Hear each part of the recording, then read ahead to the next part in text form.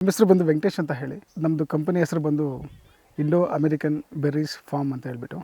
So ಅದ್ರ ಮುಖಾಂತರ ನಾವೊಂದು ಬ್ಲೂಬೆರಿನ ಒಂದು ಕರ್ನಾಟಕದಾದ್ಯಂತ ಇರ್ಬೋದು ಅಥವಾ ಸೌತ್ ಇಂಡಿಯಾದಾದ್ಯಂತ ಇರ್ಬೋದು ಮಾಡಬೇಕು ಅಂತ ಅಂದ್ಕೊಂಡು ಕನಸನ್ನು ಕಟ್ಕೊಂಡಿದ್ದೀವಿ.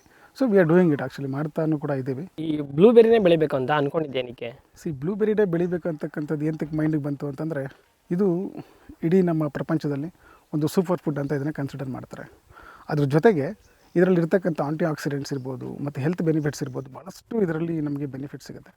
ಮತ್ತು ಮಾರ್ಕೆಟಲ್ಲೂ ಕೂಡ ನಮಗೆ ಫಾರ್ಮರ್ ಅಂತಕ್ಕಂಥವ್ರಿಗೆ ಏನು ಬೇಕಾಗುತ್ತೆ, ಯೂನಿಕ್ ಕ್ರಾಪ್ ಇರಬೇಕು, ಮಾರ್ಕೆಟಲ್ಲಿ ಯಾರು ಕಾಂಪಿಟೇಟರ್ಸ್ ಇರಬಾರ್ದು, ಮತ್ತು ರೇಟ್ ಜಾಸ್ತಿ ಬರಬೇಕು.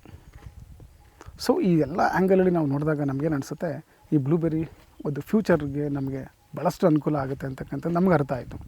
ಆ ಒಂದು ಕಾರಣಕ್ಕೋಸ್ಕರ ಸುಮಾರು ಸತತವಾಗಿ ಒಂದು 3-4 ವರ್ಷಗಳ ಅವಧಿಯಲ್ಲಿ ರಿಸರ್ಚನ್ನು ಮಾಡಿ ಯಾವುದು ನಮ್ಮ ಕಡೆ ಸೂಟಬಲ್ ಆಗುತ್ತೆ, ಯಾವುದು ನಮ್ಮ ಕಡೆ ಸರಿಯಾಗಿ ಬರುತ್ತೆ ಅನ್ನೋದು ತಿಳ್ಕೊಳ್ಳೋಕ್ಕೇ ನಮಗೆ ಸುಮಾರು ತಿಂಗಳುಗಳು, ವರ್ಷಗಳಾಯಿತು.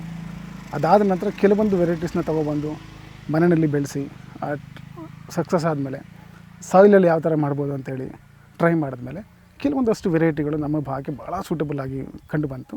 ಸೊ ಅದನ್ನು ನಾವು ಡೆವಲಪ್ ಮಾಡಿ ನಾವು ಆರ್ಚರ್ಡ್ ಕೂಡ ರೆಡಿ ಮಾಡ್ತಾಯಿದ್ದೀವಿ. ನಮ್ಮದು ಮಾಡ್ತಾಯಿದ್ದೀವಿ, ಬೇರೊಬ್ಬರನ್ನು ಕೂಡ ಮಾಡಿಕೊಡ್ತಾ ಇದ್ದೀವಿ. ಬಿಕಾಸ್ ನಾವು ಒಬ್ಬರೇ ಬೆಳೀತಕ್ಕಂಥದ್ದೇನಲ್ಲ, ನಮ್ಮ ಜೊತೆ ಇನ್ನೊಬ್ಬರು ಒಂದಷ್ಟು ಜನ ಬಂದರೆ ಸಂತೋಷ. ಓಕೆ, ಇದು ಯಾವ ಜಾಗ ಸರ್? ಇಲ್ಲಿ ಏನೆಲ್ಲ ಮಾಡ್ಕೊಂಡಿದ್ದೀರಾ ಸರ್? ಇದು ಬಂದು ಕನಕಪುರ ಪ್ರಾಪರಾಗಿ. ಇಲ್ಲಿ ನಾವು ಒರಿಜಿನಲ್ ಪ್ಲಾಂಟ್ಸ್, ಮದರ್ ಪ್ಲಾಂಟ್ಸ್ ಆಗಿರ್ತಕ್ಕಂಥ ಇಸ್ರೇಲಿಂದ ತಂದಿರತಕ್ಕಂಥ ಆಪಲ್ ಪ್ಲಾಂಟೇಷನ್ ಮಾಡಿದ್ದೀವಿ. ನೀವು ಅದನ್ನು ಆಮೇಲೆ ತೋರಿಸ್ಕೋಬೋದು. Okay sir. ನೆಕ್ಸ್ಟು ಇದು ಈ ಒಂದು ಬ್ಲೂಬೆರಿ ಪ್ಲಾಂಟ್ಸ್ನ we directly imported from Spain. So ಅದನ್ನು ಕೂಡ ಸುಮಾರು 8 ತಳಿಗಳನ್ನ ತರಿಸ್ಕೊಂಡು ಬಂದು ಅದರಲ್ಲಿ ನಮ್ಗೆ 5 ತಳಿಗಳು ನಮಗೆ ಸಕ್ಸಸ್ ಆಗಿದೆ. ಇನ್ನು 3 ಬಹುಶಃ ನಮಗೆ ಸೆಟ್ ಆಗಿಲ್ಲ ಅಂತ ಅನಿಸುತ್ತೆ, ಅವು 3 ಬಂದಿಲ್ಲ. ಬಟ್ 5 ನಮಗೆ ಸಕ್ಸಸ್ ಆಗಿದೆ. ನಿಮಗೆ ಫ್ರೂಟಿಂಗ್ ಕೂಡ ಬಂದಿದೆ, ನೀವು ನೋಡ್ಬೋದು. ಇದರಲ್ಲಿ ನಮ್ಮದು ಸುಮಾರು ವೆರೈಟಿಗಳಿದೆ. ಲೆಗೆಸಿ ಬರುತ್ತೆ, ಮಿಸ್ಟಿ ಬರುತ್ತೆ, ಶಾರ್ಪ್ ಬ್ಲೂ ಬರುತ್ತೆ, ಕ್ಯುಪ್ಲಾನು ಕೂಡ ಇದೆ, ಒಳ್ಳೆ ಚೆನ್ನಾಗಿ ರಿಸಲ್ಟ್ಸ್ ಬರ್ತಾಯಿದೆ. ಅದು ಬಿಟ್ಟರೆ ನಮಗೆ TS1 ಅಂತ ಬರುತ್ತೆ, TS2 ಅಂತ ಬರುತ್ತೆ, ಇನ್ಕ್ಲೂಡಿಂಗ್ ಬ್ಲಾಕ್ಸಿ. ಸೊ ಇಷ್ಟು ವೆರೈಟೀಸ್ನ ಇಲ್ಲಿ ನಾವು ಹಾಕಿದ್ದೀವಿ. ಅದರಲ್ಲಿ ಆಲ್ಮೋಸ್ಟ್ ಅಲ್ಲಿ ನನಗೆ ಸಕ್ಸಸ್ ಬಂದಿದೆ. ಆಲ್ಮೋಸ್ಟ್ ಸಕ್ಸಸ್ ಆಗಿದೆ. ಓಕೆ, ಅಂದರೆ ನಾವು ನೋಡ್ತಾ ಇದ್ದೀವಿ ಸರ್, ತುಂಬ ಚೆನ್ನಾಗಿ ಬಂದಿದೆ, ಗಿಡಗಳೆಲ್ಲ ತುಂಬ ಚೆನ್ನಾಗಿ ಬಂದಿದೆ. 6 ಮಂತ್ಸ್ ಅಂದರೆ ಅರ್ಥ ಮಾಡ್ಕೊಳ್ಳಿ, ಆ ಸ್ಟೆಮ್ ಇರ್ಬೋದು, ಶೂಟ್ಸ್ ಇರ್ಬೋದು, ಎಷ್ಟು ನಿಮಗೆ ಚೆನ್ನಾಗಿ ಡೆವಲಪ್ಮೆಂಟ್ ಆಗಿದೆ ಅಂತಕ್ಕಂಥ ನಿಮ್ಗೆ ಗೊತ್ತಾಗುತ್ತೆ. ಈ ಓಪನ್ ಸ್ಪೇಸಲ್ಲಿ ಮಾಡಲಿಕ್ಕೆ ಒಂದು ರೀಸನ್ ಇದೆ. ಏನಪ್ಪ ಆಗುತ್ತೆ ಅಂದರೆ, ಎಲ್ಲ ರೈತರು ನಮ್ಮಲ್ಲಿರ್ತಕ್ಕಂಥವ್ರೆಲ್ಲ ಶ್ರೀಮಂತರೇನು ಆಗಿರೋದಿಲ್ಲ, ಮಿಡ್ಲ್ ಕ್ಲಾಸ್ ಫ್ಯಾಮಿಲಿ ಅಂತ ಅಂದ್ಕೊಳ್ಳಿ. ಸೊ ಅವರು ಈ ಬೆಳೆನ ಬೆಳಿಬೇಕಂದ್ರೆ ಅವ್ರಿಗೆ ಖರ್ಚು ವೆಚ್ಚಗಳನ್ನ ನೋಡ್ಕೊಂಡು ಬೆಳಿಬೇಕಾಗತ್ತೆ. ಇಷ್ಟು ನಾವು ಫ್ರೀಯಾಗಿ ಮಾಡಿದಾಗ ಯಾರು ಬೇಕಾದ್ರೂ ಬೆಳಿಬೋದು. ಯಾರು ಬೇಕಾದ್ರೂ ಬೆಳಿಬೇಕು ಅಂತಂದರೆ ಅದೇ ಅಷ್ಟು ಕಡಿಮೆ ಬೆಲೆನಲ್ಲಿ ಯಾವುದೂ ಸಿಗೋದಿಲ್ಲ, ಅದಕ್ಕೊಂದು ಬೆಲೆ ಇರುತ್ತೆ. ಬಟ್ ಆ ಬೆಲೆಗೆ ಓವರ್ ಖರ್ಚು ನಮಗೆ ಇದರಲ್ಲಿ ಬರೋದಿಲ್ಲ. ಸಾಮಾನ್ಯ ಜನವಾಗಿ ಹೇಳ್ತಾರೆ, ನೀವೊಂದು ಆರ್ಚರ್ಡ್ ಡೆವಲಪ್ ಮಾಡಲಿಕ್ಕೆ 1 crore ಕೊಟೇಶನ್ ಕೊಡ್ತಾರೆ. ಯಾಕೆಂದರೆ ಬಿಕಾಸ್ ನಿಮಗೆ ಒಂದು ಪಾಲಿಯೋಸ್ ಬೇಕು, ಆ ಕಂಟ್ರೋಲ್ಡ್ ಕ್ಲೈಮೇಟಲ್ಲೇ ಮಾಡಬೇಕು, ಹಾಗೆ ಹೀಗೆ they will tell so many things. But we don't need anything, ನಮಗೇನು ಬೇಕಾಗಿಲ್ಲ. ಓಪನ್ ಸ್ಪೇಸಲ್ಲಿ ಮಾಡಿದ್ದೀನಿ, ಅವ್ರಿಗಿನ್ನ ಫ್ರೂಟ್ ಸೈಜು ಸೂಪರಾಗಿ ಬಂದಿದೆ. ಹೌದೌದು. ಬಟ್ ಇಲ್ಲಿ ನಮಗೇನಪ್ಪ ಅಂತಂದರೆ ಒಂದು ಸೈನ್ಸ್ ಬ್ಯಾಕ್ಗ್ರೌಂಡ್ ಇರಬೇಕು. ಆ ಸೈನ್ಸ್ ಬ್ಯಾಕ್ಗ್ರೌಂಡ್ ಪ್ರಕಾರ ನಾವು ಆಲೋಚನೆ ಮಾಡಿ ಪ್ರಾಪರ್ ನ್ಯೂಟ್ರಿಷನ್ನ ಕೊಡಬೇಕಾಗತ್ತೆ. ಈಗ ಎಲ್ಲ ಅನ್ಕೊತಾರೆ, ನಾನು ರೈತ, ನಾನು ಅವಾಗಿಂದ ಮಾಡ್ಕೊಂಬಂದಿದ್ದೀನಿ, ನನಗೇನು ಗೊತ್ತಿಲ್ಲ ಅಂತ. ಇದು ಗೊತ್ತಿದ್ರೂ ಗೊತ್ತಿಲ್ಲ ಅಂದ್ರೂ ಇದರಲ್ಲಿ ಕಲಿಬೇಕಾಗಿರ್ತಕ್ಕಂಥ ಭಾಳಷ್ಟಿದೆ. ಯಾಕಂದರೆ ಇದು ಸ್ಟಾರ್ಟ್ ಆಗಿದ್ದು ಬಂದು 19ನೇ ಶತಮಾನದಲ್ಲಿ, ಇಲ್ಲಲ್ಲ ಅಮೇರಿಕಾದಲ್ಲಿ.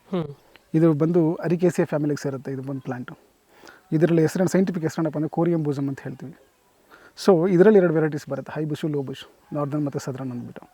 ಸೊ ಅದರಲ್ಲಿ ನಮ್ಮ ಕಡೆ ಬೇಕಾಗಿರ್ತಕ್ಕಂಥ ಒಂದು ವೆರೈಟಿನ ಸೆಲೆಕ್ಟ್ ಮಾಡಿಕೊಂಡು ಅದಕ್ಕೆ ಪ್ರಾಪರಾಗಿ ನ್ಯೂಟ್ರಿಷನ್ ಮ್ಯಾನೇಜ್ಮೆಂಟ್ ಮಾಡ್ತಾ, ಸಾಯಿಲ್ ಮ್ಯಾನೇಜ್ಮೆಂಟ್ ಮಾಡ್ತಕ್ಕಂಥದ್ದು ಇದರಲ್ಲಿ ಭಾಳಷ್ಟು ಬರುತ್ತೆ. ಇಲ್ಲಿ ಮೇಯ್ನಾಗಿ ಬರುತ್ತೆ ಏನಪ್ಪ ಅಂತಂದರೆ, ಸಾಯಿಲ್ pH ರಿಡ್ಯೂಸ್ ಮಾಡ್ಕೋಬೇಕು. ನಮ್ಮಲ್ಲಿ ಎಲ್ಲಿ ಸುತ್ತಾಡಿದ್ರೂ ಕೂಡ 6.5 ಅನ್ನೋ pH ಸಿಗೋದೇ ಇಲ್ಲ. ಏನಂತಕ್ಕಂದ್ರೆ ನಮ್ಮ ಸಾಯಿಲ್ ಬಂದು ಆಲ್ಕಲೈನ್ ಸಾಯಿಲ್. ಸೊ ಇದನ್ನು ನಾವೇನು ಮಾಡಬೇಕು, 5ವರೆಗೆ ತೊಗೊಂಬರ್ಬೇಕು ಸಾಯಿಲ್ನ pHನ. ಅದು ಪರ್ಫೆಕ್ಟು. ನೀವು ಅದಕ್ಕಿಂತ ಮೇಲೆ ನಿಮ್ಮದು pH ಇತ್ತು ಅಂತಂದರೆ ಪ್ಲ್ಯಾಂಟ್ಸು ನ್ಯೂಟ್ರಿಷನ್ನ ಅಬ್ಸರ್ವ್ ಮಾಡೋದಿಲ್ಲ. ಅವಾಗೇನಾಗುತ್ತೆ, ಪ್ಲ್ಯಾಂಟ್ಸ್ ಆಟೋಮೆಟಿಕ್ ಸತ್ತೋಗ್ತವೆ. ಭಾಳ important. Point number 1. Point number 2, ನಾವು ನೀರು ಕೊಡ್ತೀವಿ. ನೀರು ಕೂಡ ನಮ್ದು ಯಾವುದೋ ಅಸಿಡಿಕ್ ಆಗಿರೋದಿಲ್ಲ, ಇಲ್ಲ ಆಲ್ಕಲೈನೇ ಇರುತ್ತೆ. ಅದನ್ನು ಕೂಡ pHನ ರಿಡ್ಯೂಸ್ ಮಾಡಬೇಕು. It's a tough task. So ಮಾರ್ಕೆಟಲ್ಲಿ ಇದನ್ನು ಬೆಳೀತಕ್ಕಂಥವ್ರು ಭಾಳ ಕಡಿಮೆ ಇರ್ತಾರೆ, ಕಾಂಪಿಟೇಷನ್ ಕಡಿಮೆ ಇರುತ್ತೆ, ಪ್ರೈಸ್ ಯಾವಾಗಲೂ ಜಾಸ್ತಿ ಇರುತ್ತೆ. ಸೊ ನಮ್ದು ಏನಪ್ಪ ಅಂದರೆ ಅನ್ಸೀಸನಲ್ಲಿ ಫ್ರೂಟಿಂಗ್ಸ್ ಬರುತ್ತೆ. ಎಲ್ಲರದ್ದು ಬೇರೆ ಟೈಮಲ್ಲಿ ಬಂದಾಗ ಇದು ನಮಗೆ ಬೇರೆ ಟೈಮಲ್ಲಿ ಬರುತ್ತೆ. ಆಟೋಮೆಟಿಕ್ ಮಾರ್ಕೆಟಲ್ಲಿ ತುಂಬ ಚೆನ್ನಾಗಿರುತ್ತೆ, ಯಾಕೆ ಮಾಡಬಾರ್ದು? ಅಂದರೆ ಈಗ ತುಂಬ ಬೇಡಿಕೆ ಇದು ಹೊರದೇಶದಿಂದ ಇಂಪೋರ್ಟ್ ಮಾಡ್ಕೊತಾ ಇದ್ದಾರೆ ಹಣ್ಣೆಲ್ಲ. 4 ರಿಂದ 5 ಬಿಲಿಯನ್ ಟ್ರಾನ್ಸಾಕ್ಷನ್ ಆಗುತ್ತೆ ಒಂದು ವರ್ಷಕ್ಕೆ. ಬಿಲಿಯನ್ ಅಲ್ಲ. ಸಿ ನಮ್ಮ ದೇಶದಲ್ಲಿ ಸುಮಾರು 5 ವರ್ಷ ಬೆಳೆದ್ರೂ ಕೂಡ ಅಷ್ಟನ್ನು ಪೂರೈಸೋಕ್ಕಾಗಲ್ಲ ನಾವು. ಎಲ್ಲರೂ ಜನಕ್ಕೆ ಅನ್ಕೊತಾರೆ, ಕೆಲವೊಂದಷ್ಟು ಜನ ಇದು ನೋಡೇ ಇರೋದಿಲ್ಲ. ಅವ್ರಿಗೇನು ಡೌಟ್ ಬರುತ್ತೆ ಅಂತಂದರೆ ಇದು ಹೆಂಗೆ ಮಾರ್ಕೆಟಿಂಗ್ ಆಗುತ್ತೆ, ಯಾರು ತಿಂತಾರೆ ಅಂತ. ಹೌದು. ಎಜುಕೇಟೆಡ್ಸು ಗೊತ್ತಿರತಕ್ಕಂಥವ್ರು ತಿನ್ನೋರು ತಿಂತಾನೆ ಇದ್ದಾರೆ. ನಾವು ನೋಡಿಲ್ಲ ಅಂದ ಕಾರಣಕ್ಕೋಸ್ಕರ ಅದು ಇಲ್ಲ ಅನ್ನೋ ಪ್ರಶ್ನೆ ಅಲ್ಲ. Correct sir. ಅದು ನಮಗೆ ಗೊತ್ತಿಲ್ಲ ಅಷ್ಟೇ, ಅದು ನಮಗೆ ಗೊತ್ತಿರೋದಿಲ್ಲ, ಬಟ್ ಎಲ್ರಿಗೂ ಗೊತ್ತಿರುತ್ತೆ. ಹೌದು ಸರ್. ಇವಾಗ ಇದು ಯಾವ ವೆರೈಟಿ, ಎಷ್ಟು ದಿವಸದ ಗಿಡ ಇದು? ಸರ್ ನೋಡಿ, ಇದು ಬಂದು TS1 ಅಂತ ಹೇಳ್ತೀವಿ. ಓಕೆ, TS1 ವೆರೈಟಿ ಅಂತ ಹೇಳ್ತೀವಿ. Okay sir. ಸೊ ಇದು ಬಂದು ನಿಮಗೆ 6 ಮಂತ್ಸ್ ಕೂಡ ಆಗಿಲ್ಲ ಇನ್ನೂ. ಆ್ಯಕ್ಚುಲಿ ಇನ್ನೂ ಒಂದು 10-11 ದಿನ ಬ್ಯಾಲೆನ್ಸ್ ಇದೆ. ಸೊ ನಿಮಗೆ ನೋಡಿ ಶೂಟ್ಸ್ ಆಗಿರ್ಬೋದು, ಹೌದು, ಇದೆಲ್ಲ ಆಗಿರ್ಬೋದು, ಲೀವ್ಸ್ ಇರ್ಬೋದು, ಫ್ಲವರಿಂಗ್ ಇದೆ. ಸರ್. ಇಲ್ಲಿ ಆಲ್ರೆಡಿ ಫ್ರೂಟಿಂಗ್ ನಡೀತಾ ಇದೆ. ಆ ಕಡೆ ಒಂದು ಆಲ್ರೆಡಿ ಫ್ರೂಟ್ ಆಗಿ ಇನ್ನೂ ಸುಮಾರು ಇತ್ತು, ಸುಮಾರು ತಿಂದುಬಿಟ್ಟಿದ್ದಾರೆ ಬರ್ತಕ್ಕಂಥರಲ್ಲ. ಸೊ ನಿಮಗೆ ಒಂದೊಂದು ಕ್ಲಸ್ಟರಲ್ಲಿ ಸುಮಾರು ಒಂದು 20-25 ಬರುತ್ತೆ. ಹಾಂ ಸರ್. ನೋಡಿ ಇಲ್ಲೆಲ್ಲ ಹಣ್ಣು ಆಗಿದೆ, ಕಿತ್ಕೊಂಡು ತಿಂದಿದ್ದಾರೆ ಆಲ್ರೆಡಿ, ಅದು ನಿಮ್ಗೆ ಕಾಣಿಸುತ್ತೆ. ಹೌದು. ಸೊ ನೋಡಿ, ಇದು ಹಣ್ಣು ಆಗ್ತಿರುತ್ತೆ, ಕಾಯಿ ಬರ್ತಿರುತ್ತೆ, ಫ್ಲವರಿಂಗ್ ಕೂಡ ಇರುತ್ತೆ. ಸೊ ನಿಮಗೆ 3 ಮಂತ್ಸ್ ಪ್ರೋಸೆಸ್ ಇರುತ್ತೆ ಇದು. 3 ಮಂತ್ಸ್ವರೆಗೂ ಪ್ರೋಸೆಸ್ ಇರುತ್ತೆ. ಆದರೆ ಬರ್ತಾನೆ ಇರುತ್ತೆ, ತಗೊಳ್ತಾನೆ ಇರ್ಬೋದು. ಒಂದಿನದಲ್ಲ ಇದು, 3 ಮಂತ್ವರೆಗೂ ನಿಮ್ಗೆ ಹಣ್ಣು ಸಿಗುತ್ತೆ. ಈ ಒಂದು ಪ್ಲಾಂಟು 6 ಮಂತ್ಸ್ ಹಿಂಗಾಗಿದೆ ಅಂದರೆ 1 ಇಯರ್ಗೆ ನಿಮಗೆ ಒಳ್ಳೆ ಹೈಟ್ ಬರುತ್ತೆ. ಸೊ ಇದರಲ್ಲಿ ನೀವು maximum you can harvest more than 2.5-3 kilos per plant. So ಈ ಪರ್ ಪ್ಲ್ಯಾಂಟಲ್ಲಿ ನೀವು 3 kilos ತೊಗೊಂಡಾಗ ಏನಾಗುತ್ತೆ, ಅಟ್ಲೀಸ್ಟ್ ನೀವು 2 kilos ಅಂತ ಅಂದ್ಕೊಂಡ್ರೂ ಕೂಡ 1000 ಪ್ಲ್ಯಾಂಟ್ಸ್ ಅಥವಾ 2000 ಪ್ಲ್ಯಾಂಟ್ಸ್ ಹಾಕೊಂತೀರ ಅಂತ ಅಂದ್ಕೊಳ್ಳಿ, you can produce more than tons. ನಮಗೆ ಅವರೇಜ್ ಪ್ರೈಸ್ ಒಂದು 800 ರೂಪಾಯಿ ಅಂತ ಅಂದ್ಕೊಂಡ್ರು ಕಾಸ್ಟ್ ಎಲ್ಲೇ ಹೋಗುತ್ತೆ. ಎಷ್ಟು? 1 ವರ್ಷಕ್ಕೆ. ಸೊ ಎಷ್ಟು ಕಮರ್ಷಿಯಲ್ ಕ್ರಾಪ್ ಇದೆ ಅಂತಕ್ಕಂಥದ್ದು ಹೇಳ್ತು. ಮತ್ತು ಇದ್ರ ಬಗ್ಗೆ ಹೆಲ್ತ್ ಕಾನ್ಷಿಯಸ್ ಅಂತ ಸಿಕ್ಕಾಪಟ್ಟೆ ಜನರಿಗಿದೆ, ಮಾರ್ಕೆಟಲ್ಲಿ ತುಂಬ ಜನ ಕನ್ಸ್ಯೂಮ್ ಮಾಡ್ತಾರೆ. ಸರ್ ಅದು ಆ್ಯಕ್ಚುಲಿ ಏನಪ್ಪ ಅಂತಂದರೆ, ಇದು ನಾವು ಮಾಡಿರ್ತಕ್ಕಂಥ ನ್ಯೂಟ್ರಿಷನ್ ಮೆಥಡಲ್ಲಿ 6 ಮಂತ್ಸಲ್ಲಿ ಇನ್ನೂ ಆಗಿಲ್ಲ, ಆಲ್ರೆಡಿ ನೀವು ಫ್ರೂಟು ಫ್ಲವರ್ಸ್ ಎಲ್ಲ ನೋಡ್ಬೋದು.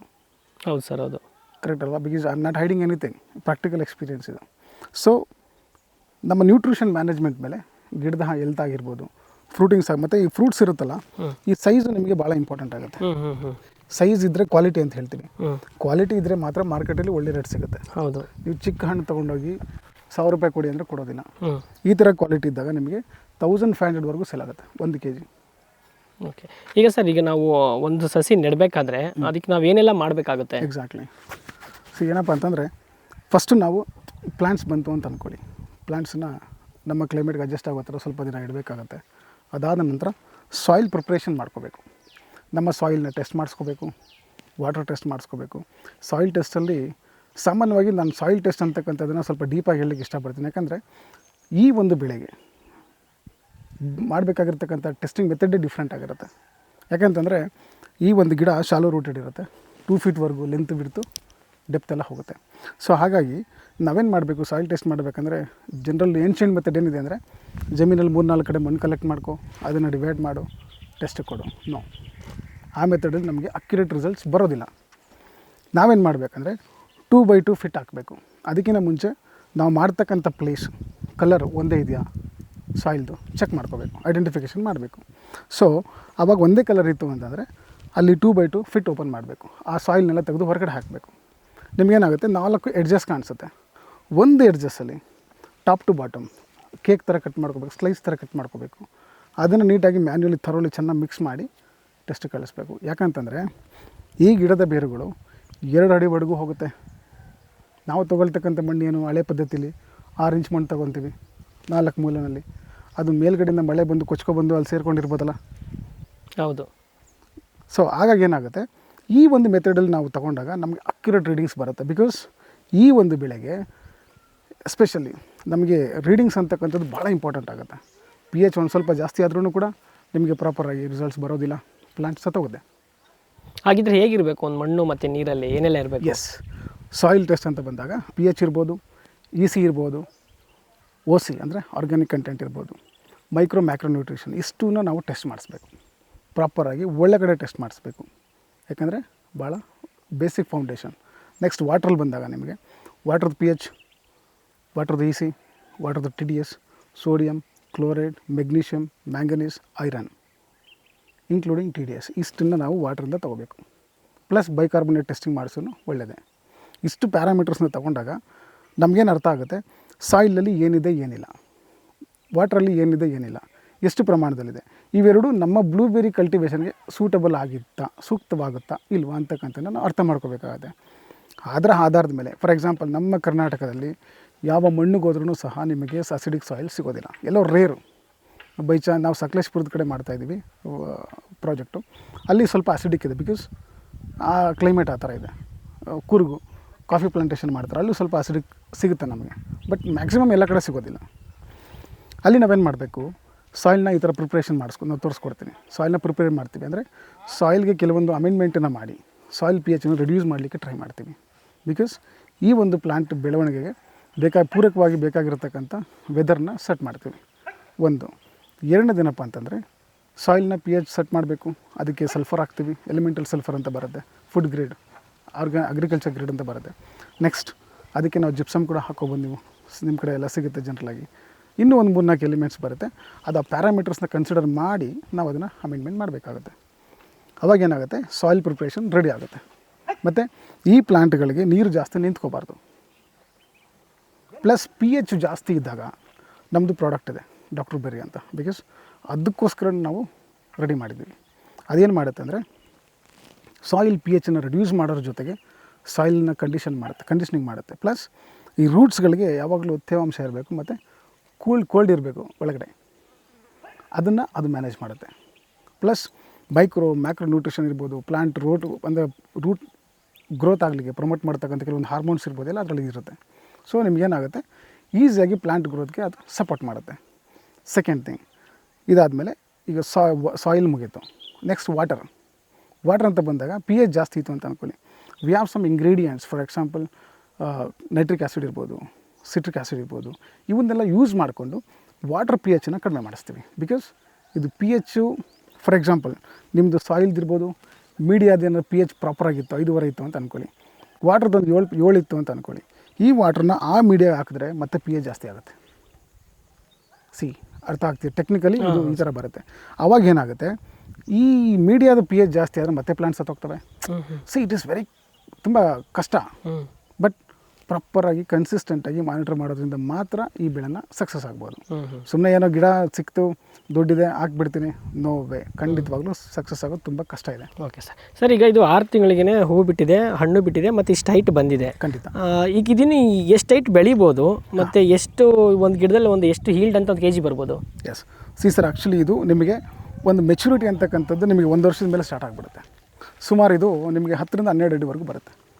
10ರಿಂದ 12 ಅಡಿ ಬರುತ್ತೆ. 10ರಿಂದ 12 ಅಡಿವರೆಗೂ ಬರುತ್ತೆ. ಅಗಲ ನಿಮಗೊಂದು ಈ 4 ಅಡಿ ನಾವು ಬಿಟ್ಟಿದ್ದೀನಿ, ಅಷ್ಟು ಕವರ್ ಆಗುತ್ತೆ. Okay sir. ಒಂದು ಪ್ಲಾಂಟ್ 2 ಅಡಿ, ಅದು ನಾವು ಪ್ರೂನಿಂಗ್ ಮಾಡ್ತೀವಿ. ಪ್ರೂನಿಂಗ್ ಮಾಡಿಲ್ಲ ನಿಮಗೆ ಜಾಸ್ತಿನೇ ಬರುತ್ತೆ. ಯಾಕಂದರೆ ನೋಡಿ, ಪ್ರತಿಯೊಂದು ರೂಟ್ಸಿಂದ ಬುಷಸ್ ಎಲ್ಲ ನಿಮ್ಗೆ ಓಪನ್ ಆಗ್ತದೆ. ಹೌದು, ಕರೆಕ್ಟ್ ಅಲ್ವಾ? ನೋಡಿ, ಇದು ಒಂದು ನಾವು ಹಾಕಿದ್ದಕ್ಕೆ 1 2 3 4 5 6 ಶೂಟ್ಸ್ ಬಂದಿದೆ. ಹೌದು, ಅದರಲ್ಲೂ ಮತ್ತೆ ಶೂಟ್ಸ್ ಮಲ್ಟಿಪ್ಲೈ ಆಗ್ತಾ ಹೋಗುತ್ತೆ. ಕರೆಕ್ಟ್. ಇದೊಂಥರ ಬುಷಿ ಪ್ಲಾಂಟ್ ಅಂತ ಹೇಳ್ತೀವಿ, ಬುಷ್ ಪ್ಲಾಂಟ್ ಅಂತಲೇ ಹೇಳ್ತೀವಿ. ಸೊ ಹಾಗಾಗಿ ಏನಾಗುತ್ತೆ, ಬಟ್ ನಾವು ಪ್ರಾಪರ್ ಕೆನೋಪಿನ ಮೇಂಟೈನ್ ಮಾಡಬೇಕು. ನಮಗೆ ಪ್ರಾಪರ್ ಈಲ್ಡಿಂಗ್ ಬೇಕಾದ್ರೆ ನೀವು ಪ್ರಾಪರ್ ಪ್ರೂನಿಂಗ್ ಮಾಡಬೇಕು. ಆ ಪ್ರೂನಿಂಗ್ ಅನ್ನೋದು ಇಟ್ಸ್ ಎ ಅದು ಒಂದು ಡಿಫ್ರೆಂಟ್ ಒಂದು ಸಬ್ಜೆಕ್ಟ್. ಯಾವ ಟೈಮಲ್ಲಿ ಮಾಡಬೇಕು pruning? Yes, we have actually ಏನಪ್ಪ ಅಂತಂದರೆ ಇದನ್ನು ಪ್ರೂನಿಂಗ್ ಮಾಡ್ತಕ್ಕಂಥದ್ದು ನೀವು 2 ಸಲ ಮಾಡ್ಬೋದು. ಒಂದು ಸಮ್ಮರ್ ಸೀಸನಲ್ಲಿ ಫ್ರೂಟಿಂಗ್ ಆದ ತಕ್ಷಣ ನಮ್ಗೆ 2 ಸಲ ಫ್ರೂಟ್ ಬರುತ್ತೆ. ಇದು ಸಮ್ಮರಲ್ಲಿ ಒಂದು ಬರುತ್ತೆ, ಇನ್ನೊಂದು ವಿಂಟರ್ ಅಂದರೆ ಫೆಬ್ರವರಿಯಿಂದ ಹಿಡಿದು ಮೇ, ಜೂನ್, ಜುಲೈ, ಅಲ್ಲಿ ಆವಾಗ 3 ತಿಂಗಳು ನಿಮ್ಗೆ ಹಣ್ಣು ಬರುತ್ತೆ. ನಂತರ ನೋಡಿ ಇವಾಗ ಒಂದು ಸಲ ಬರುತ್ತೆ, ನವಂಬರ್, ಡಿಸೆಂಬರ್, ಜನವರಿ. ಸೊ ಅದು ಯಾವಾಗ ನಿಮ್ಗೆ ಡಿಪೆಂಡ್ ಆಗುತ್ತೆ. ನೀವು ಪ್ರಾಪರ್ ಲೋಡಿಂಗ್ ಮಾಡಬೇಕು ಅಂದರೆ ಪ್ರಾಪರಾಗಿ ನ್ಯೂಟ್ರಿಷನ್ ಅದಕ್ಕೆ ಹಾಕಬೇಕು, ಆ ಮ್ಯಾನೇಜ್ಮೆಂಟ್ ಗೊತ್ತಿರಬೇಕು, ಮತ್ತು ಪ್ರಾಪರ್ ಪ್ರೂನಿಂಗ್ ಟೆಕ್ನಾಲಜಿ ಗೊತ್ತಿರಬೇಕು. ಇವೆರಡು ಮಾಡಿದಾಗ ನೀವು 2 ಟೈಮ್ಸ್ ತೊಗೋಬೋದು. ಓಕೆ, ಈಗ 2 ಟೈಮ್ಸ್ ಬರುತ್ತೆ ಅಂತ ಹೇಳಿದ್ರಿ. ಈಗ ವಾತಾವರಣ ಚೇಂಜ್ ಆಗುತ್ತೆ, ಆ ಟೈಮಲ್ಲಿ ಹಣ್ಣಲ್ಲಿ ಏನಾದ್ರು ವೇರಿಯೇಷನ್ ಬರುತ್ತಾ? ನೋ, ಅದನ್ನು ಹೇಳಿದ್ದು ನ್ಯೂಟ್ರಿಷನ್ ಮ್ಯಾನೇಜ್ಮೆಂಟ್. ಪ್ರತಿಯೊಂದು ಇಂಪಾರ್ಟೆಂಟ್ ಆಗಿರ್ತಕ್ಕಂಥ ನ್ಯೂಟ್ರಿಷನ್ ಮ್ಯಾನೇಜ್ಮೆಂಟ್ ಮತ್ತು ಕೆನೋಪಿ ಮ್ಯಾನೇಜ್ಮೆಂಟ್, ಇವೆರಡು ದೊಡ್ಡ ಸಬ್ಜೆಕ್ಟ್ಸ್. ಅದು ನಿಮಗೆ ಒಂದೇ ಸಲ ಹೇಳಿದಾಗ ನಿಮಗೆ ಅರ್ಥ ಆಗೋದಿಲ್ಲ. ಬಟ್ ಅದು ಏನಪ್ಪ, ಇವೆರಡನ್ನೇ ಮ್ಯಾನೇಜ್ಮೆಂಟ್ ಮಾಡೋದ್ರಿಂದ ಮಾತ್ರ ನಿಮಗೆ ಫ್ರೂಟ್ ಕ್ವಾಲಿಟಿ ಇಂಪಾರ್ಟೆಂಟ್ ಆಗಿ ಬರುತ್ತೆ. ಫ್ರೂಟ್ ಕ್ವಾಲಿಟಿ ಬಂದಿಲ್ಲ ಅಂದರೆ ನಿಮಗೆ ರೇಟ್ ಬರೋದಿಲ್ಲ. ಅದೊಂದು ನಾವು ರೈತರು ಗಮನದಲ್ಲಿ ಇಟ್ಕೋಬೇಕು. ಇದೇ ಅಂತಲ್ಲ, ಯಾವುದು ಡಿಪಾರ್ಟ್ಮೆಂಟ್ಗೆ ಹೋದ್ರೂ, ಯಾವುದೇ ನಿಮಗೆ ಹಾರ್ಟಿಕಲ್ಚರ್ ಡಿಪಾರ್ಟ್ಮೆಂಟಲ್ಲೂ ಸೇಮ್ ಅದೇ ಬರುತ್ತೆ. ಆ ಗ್ರೇಡಿಂಗ್ ಕೂಡ ನಾವೇ ಮಾಡ್ಕೋಬೇಕು. ಈಗ ಒಂದು ಗಿಡದಲ್ಲಿ ಎಷ್ಟು ಹೀಲ್ಡ್ ಅಂತ ತೊಗೋಬೋದು ಒಂದು ಸೀಸನಲ್ಲಿ? ಒಂದು ಗಿಡದಲ್ಲಿ ನಿಮಗೆ ಒಂದು ಸೀಸನಲ್ಲಿ ಅಂದರೆ ಒಂದು ಟೈಮ್ಗೆ ಅಂತ ಫಾರ್ ಎಕ್ಸಾಂಪಲ್ ನೀವು ವರ್ಷಕ್ಕೆ ಒಂದು ಸಲ ಹಾರ್ವೆಸ್ಟ್ ಮಾಡ್ತೀರಾ, 2 ವರ್ಷ ಬೇಡ ಅಂತಂದರೆ ಒಂದು ಸಲ ಮಾಡ್ಕೋಬೋದು. ಅದು ಯಾವಾಗ ಒಂದು ಸಲ ಬರುತ್ತೆ ಅಂದರೆ, ಈ ಕೆಲವೊಂದು ಕೋಲ್ಡ್ ಸೀಸನ್ ಪ್ರದೇಶಗಳು ಬರ್ತಾರೆ, ಅಲ್ಲಿ ಒಂದೇ ಸಲ ಬರೋದು. ಬಟ್ ನಮ್ಮದು ಮಾಡ್ರೇಟ್ ಕ್ಲೈಮೇಟ್ ಇಲ್ಲಿ ನಾವು 2 ಟೈಮ್ಸ್ ತೊಗೋಬೋದು. ಬಟ್ ಅದಕ್ಕೆ ಡಿಫ್ರೆಂಟಾಗಿ ನಾಲೆಡ್ಜ್ ಬೇಕಾಗುತ್ತೆ, ತುಂಬ ಡೆಪ್ತ್ ನಾಲೆಡ್ಜ್ ಬೇಕಾಗುತ್ತೆ, ಮತ್ತು ಈ should be A scientific background ಇರಬೇಕಾಗುತ್ತೆ. ಆಲ್ ರೈಟ್, ಅದು ಬಿಡಿ. ಇದೇನಪ್ಪ ಆಗುತ್ತೆ ಅಂದರೆ ಇದರಲ್ಲಿ ನಮಗೆ ಸುಮಾರು 7ರಿಂದ 8 kg ವರೆಗೂ ಬರುತ್ತೆ. At least 5 kg confirm. 5 kg confirm ಬರುತ್ತೆ ಒಂದು ಗಿಡದಲ್ಲಿ ಒಂದು ಸೀಸನಲ್ಲಿ ನಿಮಗೆ. ಒಂದು ಸೀಸನಲ್ಲಿ. ಹಾಂ, ಅದು ನಿಮಗೇನಾಗುತ್ತೆ, ಅದನ್ನು ಅಗೇನ್ ನ್ಯೂಟ್ರಿಷನ್ ಮ್ಯಾನೇಜ್ಮೆಂಟು, ಪ್ರೂನಿಂಗು ಪ್ರತಿಯೊಂದು ಕೂಡ ಡಿಪೆಂಡ್ ಆಗುತ್ತೆ. ಬಟ್ ಅವರೇಜ್ ಅಂದರೆ ಒಂದು 5 kilos ನೀವು ತೊಗೋಬೋದು. ಅದು ನಿಮ್ಗೆ 1 kg ನಿಮಗೆ ಪ್ರೀಮಿಯಂ ಕ್ವಾಲಿಟಿ ಫ್ರೂಟ್ಸ್ ಬಂತು ಅಂದರೆ 1500ವರೆಗೂ ತೊಗೊತಾರೆ. ಓಕೆ, ಈಗ ಫೈನಲ್ ಆಗಿದೆ, ಈಗ ಕಟಾವಿಗೆ ಬಂದಿದೆ ಅಂತ ಹಣ್ಣು ಹಂತವಾಗಿ ಹೇಗೆ ಗೊತ್ತಾಯ್ತು ನಮಗೆ? ಹಾಂ, ನಮಗೆ ಏನಾಗುತ್ತೆ, ಫಾರ್ ಎಕ್ಸಾಂಪಲ್ ಇದು ನಿಮಗೆ ಇದು ನಿಮಗೆ ಫ್ಲವರಿಂಗ್, ಇದು ಹೌದು, ಈ ಫ್ಲವರಿಂಗ್ ಸ್ಟಾರ್ಟ್ ಆಗುತ್ತೆ. ಓಕೆನಾ? ಇದೇ ಫ್ಲವರಲ್ಲಿ ಮೇಲಾಗ ಏನಾಗುತ್ತೆ, ಈ ಫ್ಲವರ್ ಕಟ್ಟಾಗಿ ಕೆಳಗಡೆ ಬೀಳುತ್ತೆ. ಕಟ್ಟಾಗಿ ಕೆಳಗಡೆ ಬಿದ್ದಾಗ ನೋಡಿ, ಇಲ್ಲಿದೆ ನಿಮಗೆ ಫ್ಲವರ್ ಬಿದ್ದಿದೆ, ಇಲ್ಲಿ ನಿಮಗೆ ಫ್ರೂಟ್ ಸ್ಟಾರ್ಟ್ ಆಗಿದೆ. ಕರೆಕ್ಟ್ ಸರ್, ಫ್ರೂಟ್ ಬಡ್ ಅಂತ ಹೇಳ್ತೀವಿ. ಓಕೆನಾ? ಸೊ ನೆಕ್ಸ್ಟ್ ಈ ಫ್ರೂಟ್ ಬಡ್ ಏನಾಗುತ್ತೆ, ಈ ಥರ ಚೇಂಜಸ್ ಆಗುತ್ತೆ. ನೆಕ್ಸ್ಟ್ ಈ ಥರ ಬರುತ್ತೆ, ಇದು ಬರುತ್ತೆ, ಇದು ಗ್ರೀನಿಶ್ ಅಂತ ಹೇಳ್ತೀವಿ. Okay sir. ನೆಕ್ಸ್ಟು ಈ ಗ್ರೀನಿಶ್ ಬಂದು ಪಿಂಕಿಶ್ ಕನ್ವರ್ಟ್ ಆಗುತ್ತೆ. ಪಿಂಕಿಶ್, ಇದು ಇಲ್ಲೇ ಇದೆ. ಹೌದು. ನೆಕ್ಸ್ಟ್ ಇದು ಬಂದು ನೆಕ್ಸ್ಟು ಫೈನಲ್ ಸ್ಟೇಜ್ ಅಂತ. ಈ ಪಿಂಕಿಶ್ ಬಂದಿದ್ದು ಈ ಥರ ಬ್ಲಾಕಿಶ್ ಆಗುತ್ತೆ, ಬ್ಲೂ ಕಲರ್ ಆಗುತ್ತೆ. ಓಕೆನಾ? ಈ ಬ್ಲೂ ಕಲರ್ ಫ್ರೂಟ್ ಬಂದು ಬ್ಲೂಬೆರಿ, ಇದು ಪರ್ಫೆಕ್ಟ್, ಇದು ಟೈಮ್. ಈಗ ಫೈನಲ್, ಇದು ಫೈನಲ್. ಅದನ್ನು ನೀವು ಕಿತ್ಕೊಂಡು ಟೇಸ್ಟ್ ಮಾಡಿ ಹೇಳ್ಬೋದು. ಒಂದು ಇದರಲ್ಲಿ ಏನಾಗುತ್ತೆ, ಆಂಟಿ ಆಕ್ಸಿಡೆಂಟು ಸಿಕ್ಕಾಪಟ್ಟೆ ಇರುತ್ತೆ. ಆಂಟಿ ಆಕ್ಸಿಡೆಂಟ್ ಇದರಲ್ಲಿ ಯಾವುದಿರುತ್ತೆ ಅಂದರೆ ಆಂಥೋಸೈನಿನ್ ಅಂತ ಒಂದು ಆಂಟಿ ಆಕ್ಸಿಡೆಂಟ್ ಇದರಲ್ಲಿ ಇರುತ್ತೆ. ಹಾಗಾಗಿ ಇದರಲ್ಲಿ ಹೆಲ್ತ್ ಬೆನಿಫಿಟ್ಸು ಭಯಂಕರವಾಗಿದೆ. ಮತ್ತು ಇನ್ನೊಂದೇನಪ್ಪ ಅಂದರೆ ಇಡೀ ಪ್ರಪಂಚದಲ್ಲಿ ಇದರಷ್ಟು ಆಂಟಿ ಆಕ್ಸಿಡೆಂಟ್ಸ್ ಇರ್ತಕ್ಕಂಥ ಫ್ರೂಟು ಮತ್ತೊಂದಿಲ್ಲ.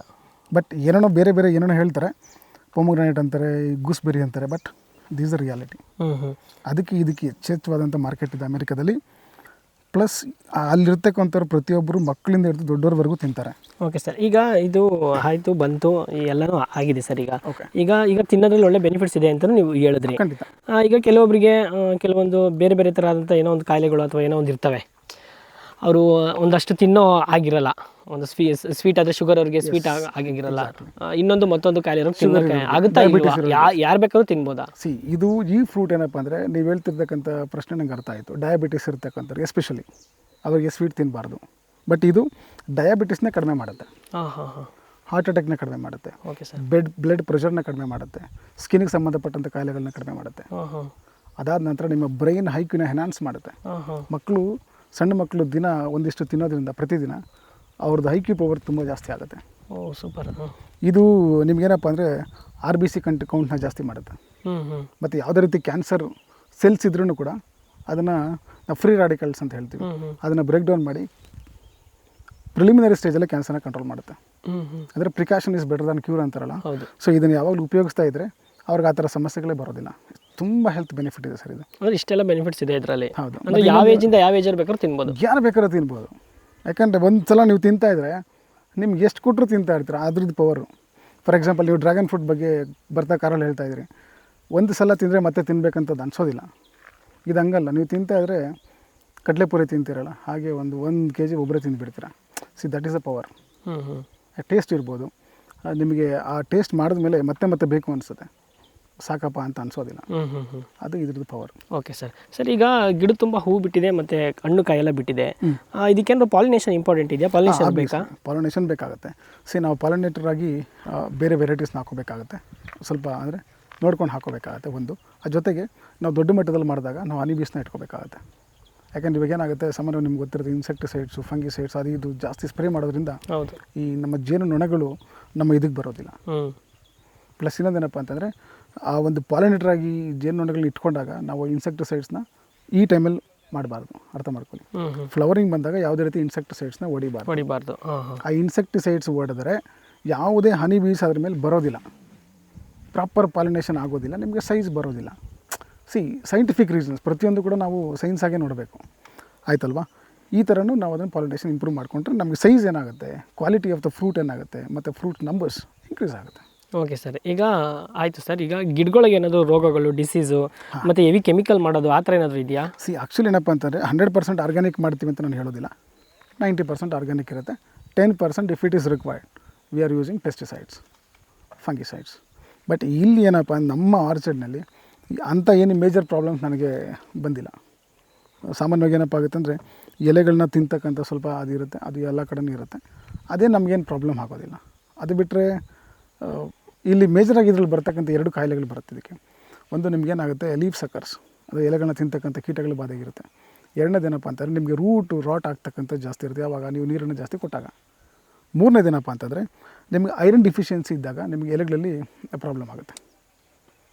ಬ್ಲ್ಯಾಕಿಶ್ ಕಲರ್ ಬಂದು ಆಟೋಮೆಟಿಕ್ ಸತ್ತೋಗ್ತವೆ ಪ್ಲ್ಯಾಂಟ್ಸ್. ಸೊ ಈ ಮೂರನ್ನು ಭಾಳ ನೀಟಾಗಿ ಹತ್ತಿರದಲ್ಲಿದ್ದು ಮಾನಿಟ್ರ್ ಮಾಡಬೇಕಾಗುತ್ತೆ. ಸುಮ್ಮನೆ ಏನೋ ಆರ್ಚರ್ಡ್ ಮಾಡಿದ್ದೀವಿ, ಎಲ್ಲೋ ಇದ್ದೀವಿ, ಬರ್ತೀವಿ ನೋಡ್ಕೊಂಡು ಆಗೋದಿಲ್ಲ. ಒಬ್ಬ ಪರ್ಸನ್ನು ಯಾವಾಗಲೂ ವಾಚ್ ಮಾಡ್ತಾ ಇರಬೇಕು ಪ್ರತಿದಿನ. ಯಾಕಂದರೆ ಯಾವಾಗ ಏನು ಬೇಕಾದ್ರೂ ಚೇಂಜಸ್ ಆಗ್ತಾ ಇರುತ್ತೆ.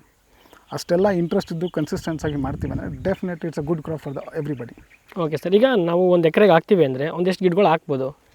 ಒಂದು ಎಕರೆಗೆ ನಾವೇನು ಮಾಡ್ತೀವಿ ಅಂತಂದರೆ ಅದು ಪ್ರಾಪರ್ ಲ್ಯಾಂಡ್ ಶೇಪ್ ಮೇಲೆ ಡಿಪೆಂಡ್ ಆಗುತ್ತೆ. ಸೊ ಅಟ್ಲೀಸ್ಟ್ ಮಿನಿಮಮ್ 1600 to 1800 ಪ್ಲಾಂಟ್ಸ್ನ ಹಾಕೋಬೋದು. ಅಷ್ಟೇ ಹಾಕ್ಬೇಕಂತೇನಿಲ್ಲ, ಅವರ ಒಂದು ಫೈನಾನ್ಷಿಯಲ್ ಬಡ್ಜೆಟ್ಗೆ ತಕ್ಕಂತೆ ಅದನ್ನು ಅವರು ಮಾಡ್ಕೋಬೋದು. ಓಕೆ, ಗ್ಯಾಪ್ ಅಂತರ ಏನಾದರೂ ಅಂತರ ಏನಪ್ಪ ಆಗುತ್ತೆ ಅಂದರೆ ನಾವು 1 ಮೀಟ್ರ್ ಬೈ 1.5 ಮೀಟ್ರ್ ಇಟ್ಕೋಬೋದು. ಬಟ್ ನಾವು ತುಂಬ ಐಡೆನ್ಸಿಟಿ ಮಾಡಿದ್ದೀವಿ, 1 ಮೀಟ್ರು 1.5 ಮೀಟ್ರಿಗೆ ಹಾಕೋಬೋದು. ಓಕೆ ಸರ್, 1 ರಿಂದ 1.5 ಮೀಟ್ರಿಗೆ ಹಾಕೋಬೋದು. ಓಕೆ, ಈಗ ಪ್ಲಾಂಟ್ 1 ಮೀಟ್ರ್ ಇರುತ್ತೆ, side line to line 1.5 metre ಇರುತ್ತೆ. ಹಾಂ ಸರ್, ಈಗ ನೀರು ಜಾಸ್ತಿ ಕೊಡಬಾರ್ದು ಅಂತ ಹೇಳಿದ್ರೆ ಒಂದು ಅಂದರೆ ಈಗ ಯಾವ್ಯಾವ ಟೈಮಲ್ಲಿ ಯಾವ್ಯಾವ ಹಂತದಲ್ಲಿ ನೀರು ಕೊಟ್ಟರೆ ಒಳ್ಳೆಯದು? ಆ್ಯಕ್ಚುಲಿ ಏನಪ್ಪ ಅಂತಂದರೆ ಏನಾಗುತ್ತೆ, ಫಸ್ಟು ಸ್ಟಾರ್ಟಿಂಗ್ನಲ್ಲಿ ನಾವು ನೀರನ್ನು ನ್ಯೂಟ್ರಿಷನ್ನ ಪ್ರಾಪರಾಗಿ ಕೊಡ್ತಾ ಹೋಗಬೇಕು, because we need to promote the plant growth. Second thing ಏನಪ್ಪ ಆಗುತ್ತೆ ಅಂತಂದರೆ ಓವರ್ ವಾಟರ್ನ ಕೊಡಬಾರ್ದು, ನೋಡ್ಕೋಬೇಕು. ಡ್ರಿಪ್ ಇರಿಗೇಷನ್ ಹಾಕೊಂಡ್ರೆ ಬೆಟರ್. ಯಾಕಂದರೆ ನಿಮ್ಗೆ ಅದು ಬೇಕಾಗಿರುತ್ತೆ ನ್ಯೂಟ್ರಿಷನ್ ಆಗಿರ್ಬೋದು, ಪ್ರತಿಯೊಂದು ಕೂಡ ನಾವು ಡ್ರಿಪ್ಪಲ್ಲೇ ಕೊಟ್ಕೋಬೋದು. ಸೆಕೆಂಡ್ ಏನಪ್ಪ ಅಂತಂದರೆ ನೀರು ಜಾಸ್ತಿ ನಿಂತ್ಕೊಳ್ಳೋದಿಲ್ಲ ಡ್ರಿಪ್ ಹಾಕಿದಾಗ. ಓಕೆ, ನೀರು ನಿಂತ್ಕೊಂಡಾಗ ನಿಮಗೆ ರೂಟ್ ರಾಟು ಪ್ರತಿಯೊಂದು ಸಮಸ್ಯೆಗಳು ಅಲ್ಲಿಂದ ಶುರು ಆಗಿಬಿಡುತ್ತೆ. ಆದರೆ ಸಮ್ಮರಲ್ಲಿ ನೀವು ನಿಮ್ಮ ತೇವಾಂಶನ ನೋಡಿಕೊಂಡು ನೋಡಿ, ಇವಾಗ ಇಲ್ಲಿ ಡ್ರೈ ಆಗಿದೆ, ಹೌದು ಸರ್, ನಾವು ಇವತ್ತು ನೀರು ಕೊಡ್ತೀವಿ ಈ ಒಂದು ಮಣ್ಣನ್ನು, ಬಟ್ ಆದರೂ ಮಾಯಿಶ್ಚರ್ ಇದೆ, ಹೌದು ಇಲ್ಲ ಅಂತ ಇದೆ. ಓಕೆನಾ? ಸೊ ಮಾಯಿಶ್ಚರ್ನ ನೋಡಿಕೊಂಡು ನಾವು ವಾಟರ್ನ ಇರಿಗೇಷನ್ ಕೊಡಬೇಕಾಗುತ್ತೆ. ಓಕೆ, ಈಗ ಹೀಲ್ಡ್ ಬಂದಾಗ ಏನಾದರೂ ಹೆಚ್ಚು ಕೊಡೋದು ಕಮ್ಮಿ ಕೊಡೋದು ಹಾಗೇನಿಲ್ಲ? ಏನಿಲ್ಲ, ಬಟ್ ನೀರು ಬೇಕು, ಸ್ಲೈಟಾಗಿ ಕೊಡ್ತೀವಿ, ಸ್ವಲ್ಪ ಸ್ವಲ್ಪ ಕೊಡ್ತೀವಿ. ಅವಾಗೆಲ್ಲ 4 ಲೀಟ್ರ್ ಕೊಡ್ತಾರೆ, ಇವಾಗ 2 ಲೀಟ್ರ್ ಕೊಡ್ತೀವಿ ಅಷ್ಟೇ. ಅಷ್ಟೇ. ಈಗ ಕರ್ನಾಟಕದಲ್ಲಿ ಸರ್, ಈಗ ಯಾವೆಲ್ಲ ಭಾಗದಲ್ಲ ನಮ್ಮ ರೈತರು ಬೆಳಿಬೋದು ಸರ್? ಈ ಒಂದು ನಮ್ಮ ಒಂದು ಪ್ರಯತ್ನ ಹೇಗಿದೆ ಅಂದರೆ, ನಾವು ಆಲ್ರೆಡಿ ಹಾವೇರಿನಲ್ಲಿ ಮಾಡಿದ್ದೀವಿ, ನೆಕ್ಸ್ಟ್ ವೀಕ್ ಬಂದು ಹುಬ್ಳಿನಲ್ಲಿ ಮಾಡ್ತಾಯಿದ್ದೀವಿ. ಎಲ್ಲ ಕಡೆನೇ ಮಾಡ್ಬೋದು, ಆದರೆ ಮಾಡಿಕೊಡ್ತೀವಿ ನಾವು. ರೈತರು ಅದನ್ನು ನಿಭಾಯಿಸ್ತಕ್ಕಂಥ ಕೆಪಾಸಿಟಿ ಇರಬೇಕು. ಒಂದು ಫೈನಾನ್ಷಿಯಲ್ ಇರ್ಬೋದು ಮತ್ತು ಕನ್ಸಿಸ್ಟೆನ್ಸಿ, ಅಂದರೆ ಅವ್ರು ಹೋಗಿ ಪ್ರಾಪರಾಗಿ ಮಾನಿಟರ್ ಮಾಡಬೇಕು. ಇನ್ಕಮ್ ಬರುತ್ತೆ 100% ಮಾಡ್ತಾರೆ ರೈತರೆಲ್ಲ ಅಂತಲ್ಲ, ಬಟ್ ಯಾವುದೇ ಭಾಗದಲ್ಲಿ ಓಪನ್ ಸ್ಪೇಸಲ್ಲಿ ಮಾಡಬೇಕು. For example, if it is more than 40 degree Celsius, ಆವಾಗ ನಾವು ಶೇಡ್ ನೆಟ್ ಹಾಕೋಬೇಕಾಗುತ್ತೆ.